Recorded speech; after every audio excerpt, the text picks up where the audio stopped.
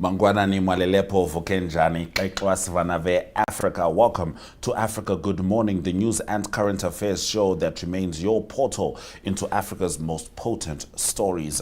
You are joined by Ashwin Mbedi, and it is a very chilly Monday morning here in Windhoek, but we do expect the sun to shine as it always does. However, these are the top stories stemming from across the continent. Zimbabwe president's term extension drive advances after parliamentary vote. Washington to begin phased withdrawal of HIV support to South Africa. Africa CDC urges continent to finance its own Ebola fight. Ghana conference adopts joint African-Caribbean reparations plan. And South Africa and Egypt continue to dominate Africa's leading universities. Mike Sichula will also be joining us from Zambia to deliver the Zambia Report. However, as always, we'd like to report how the Africans are doing at the FIFA World Cup. And the latest result from this morning is our brothers from Cape Verde, managing a 2-2 draw against Uruguay in a game that they were widely expected to lose, but that was the case against Spain. So Cabo Verde now has 2 goals, which means they also scored their first ever goal at the FIFA World Cup. What a time of celebration for the nation of just over 500,000 people. Underestimated, underrated, but definitely not ignored. This is Africa Good Morning. Top stories shortly. Namibia is a land of movement, with waves that never stop reaching forward. Here, adventure is not something we search for. It is something we are born into. In every corner of this country, creativity rises. From artists, from athletes, from dreamers. And when the world comes to explore Namibia, they discover something extraordinary. Because when sport moves people, creativity moves ideas, and tourism moves the world toward us. Something powerful happens. A platform where movement meets imagination, where industries connect, where opportunity grows, where Namibia's next chapter begins. Welcome to the Creative Sport Tourism Expo. Exhibit, partner, experience. Creative sport tourism.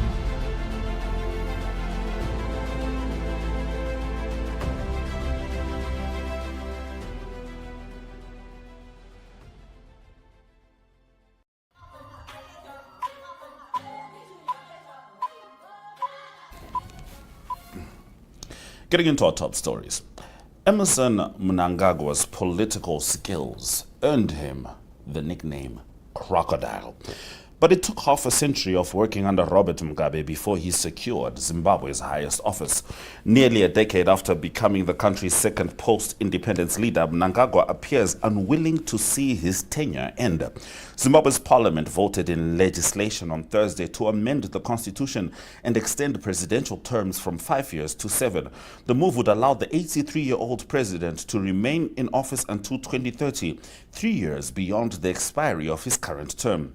His presidency began following the November 2017 coup. Supporters in ZANU-PF say the extension would promote stability, reduce election costs, and support longer-term economic planning. The proposals have met unusual resistance from sections of the public and some independence war veterans who accuse Mnangagwa of attempting a power grab. Other proposed constitutional changes include allowing Parliament to elect the President instead of a direct popular vote. The measures still require approval from the Senate before ratification. Mnangagwa first presented himself as a reformer, promising spending cuts and privatization of state firms. But his presidency has also been marked by economic instability and criticism over crackdowns on dissent. And then you would think of voices of dissent, some of them led by Professor Lovemore Maduku, who at some point said that when you sit down for an exam which you know is going to be 2 hours, if you haven't finished that exam, you don't ask for an extension in order to show what you have. You simply leave the exam room. Now, we move over to our next story. The United States government says it will stop funding programs in South Africa aimed at reducing the spread of HIV and AIDS. South Africa has more than 8 million people living with HIV, the highest number recorded by any country globally. The U.S. State Department appeared to connect the decision to what it described as South Africa's failure to protect the white minority Afrikaner community, an allegation repeatedly rejected by the South African government. South Africa's health ministry said it had not been informed of the decision, but had long been developing a self-reliance plan. Until 2025, the United States contributed an estimated $400 million annually through the President's Emergency Fund for AIDS Relief, known as PEPFAR. Relations between the two countries have deteriorated since President Donald Trump returned to office. Trump issued an executive order alleging that South African policies dismantled equal opportunities and fueled violence against racially disfavored landowners. South Africa disputes the allegations and maintains that black economic empowerment addresses inequalities dating back to apartheid. A U.S. official confirmed a phased drawdown of PEPFAR funding would begin, saying South Africa had failed to make demonstrable progress on administration policy requests and was capable of funding its own health programs. Now, the head of Africa's Centers for Disease Control and Prevention says African countries must invest their own resources into responding to Ebola outbreaks. The current outbreak has claimed more than 200 lives, while around 900 infections have been confirmed. Authorities believe the actual number of cases is higher because the outbreak was identified several weeks late. Efforts to contain the disease have been complicated by the absence of an approved vaccine or treatment for the Bundibugyo virus responsible for the outbreak. Speaking at Africa CDC headquarters in Addis Ababa, Director General Dr. Jean Kaseya said other regions would already have developed medicines and vaccines if the outbreak were affecting their populations. He said a lack of international interest should serve as a wake-up call for Africa to prioritize manufacturing medicines and vaccines to address its own health needs. African and Caribbean nations have demanded formal apologies, debt relief, and financial compensations from nations that benefited from transatlantic slavery. The calls form part of a 19-point reparations plan endorsed at the conclusion of a 3-day conference in Ghana.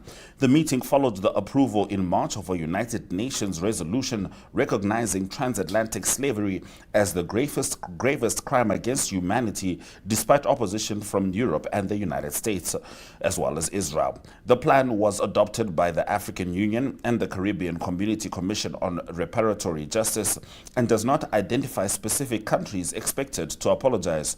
It proposes creating a global reparations fund, canceling or reducing debt for affected countries, and reforming international financial institutions to improve representation for global South nations. The document also calls for returning looted cultural artifacts and ancestral remains, financing climate justice initiatives, and addressing the particular suffering endured by African women and girls during slavery. Delegates urged African countries to establish pathways for diaspora Africans to return and obtain citizenship while preserving slave forts and castles as memorial sites. Ghana's President John Dramani Mahama said history required people to inherit responsibility rather than guilt. And this footage, highly emotive footage, is from the Ghana presidency page. They came bearing shiny trinkets and gifts.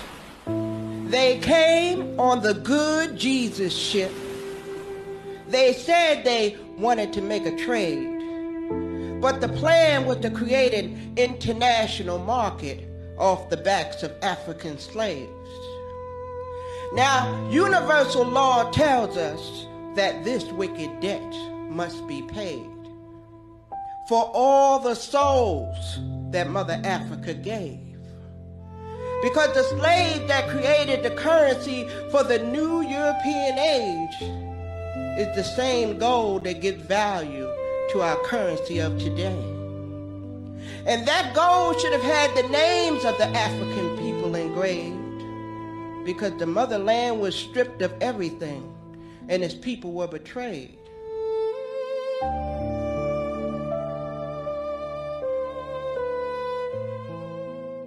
Our voices were fragmented for decades, and it served the interests of some groups to keep those voices fragmented. Juneteenth is about our comrades in the United States who 2 years after the Emancipation Act had been signed that said that all slaves were free, only heard about their freedom 2 years after. And I'm happy that for the first time, we're beginning to speak with one voice. And this is just one such example of speaking with one voice, that us and our brothers and sisters in the United States, even as they celebrate Juneteenth, are celebrating it with them here, the origin of whatever took place. We are celebrating them too, for their resilience, for their survival, for their strength, for their faith. And so we'll work together with one voice, as we did, to move this resolution in the General Assembly, because in unity lies strength. And so our work goes beyond reparations. It goes beyond return of artifacts. It goes into advocacy for creating a more equal world, to a world that offers opportunity to everyone, and to a world that is fair and just.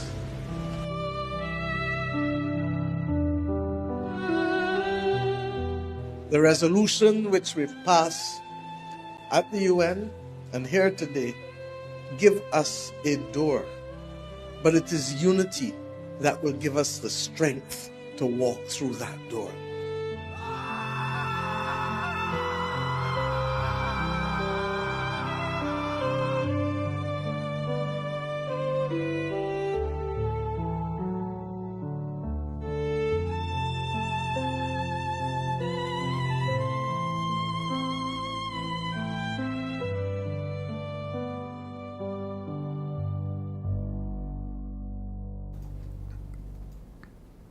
Those have been our top stories on Africa Good Morning. Shortly, we'll be joined by Mike Sichula as he delivers the Zambia Report.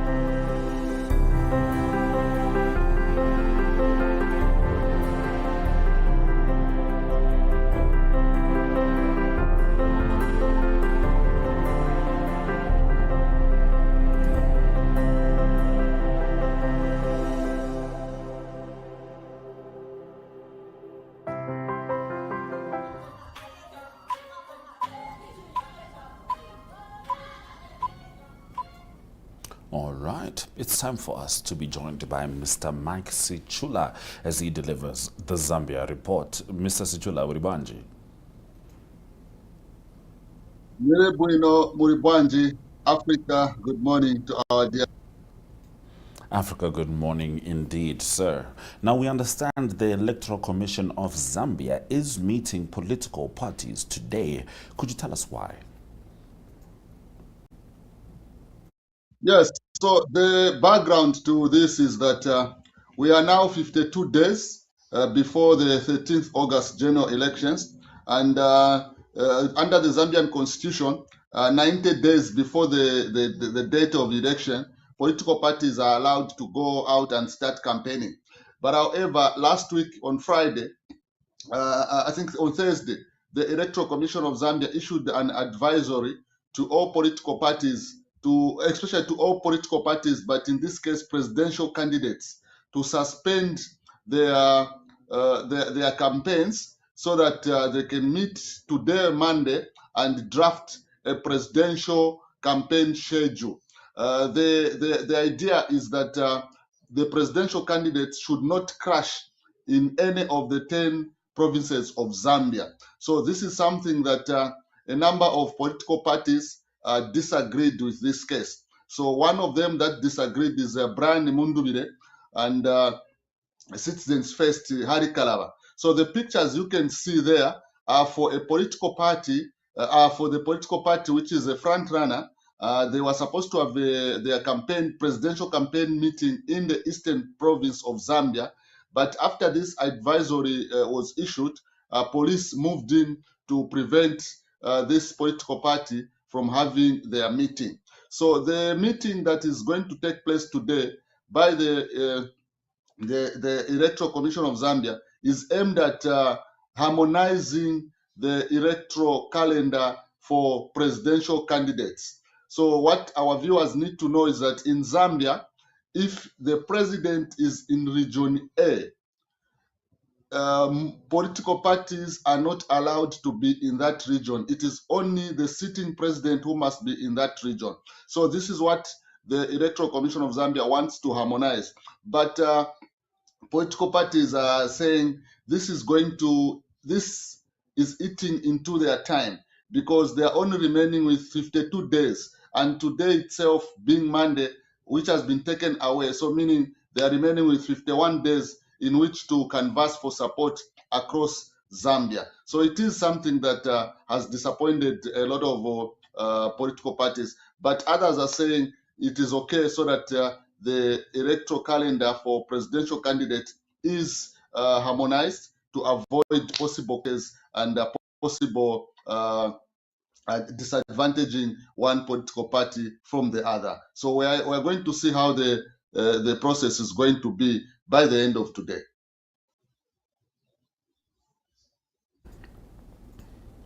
Thank you very much, Mike, for that update. In a related update, the Constitutional Court has thrown out an application which was against President Hakainde Hichilema's nomination for this upcoming election.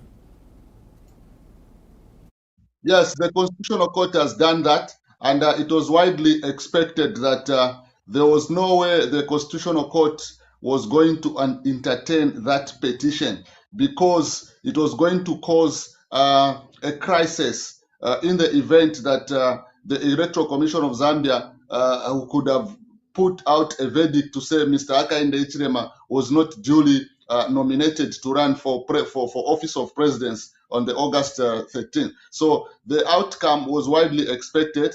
But one thing that our viewers need to know is that this petition was actually filed before the Constitutional Court by one of the members of the governing party, Mr. Charles Longwe, who said the primaries that were held during in the governing party, the UPND, was done after their term of office had already expired.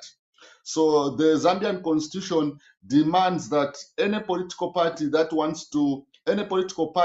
should have a general convention to elect new office bearers after 5 years. So what happened in the governing party, they didn't have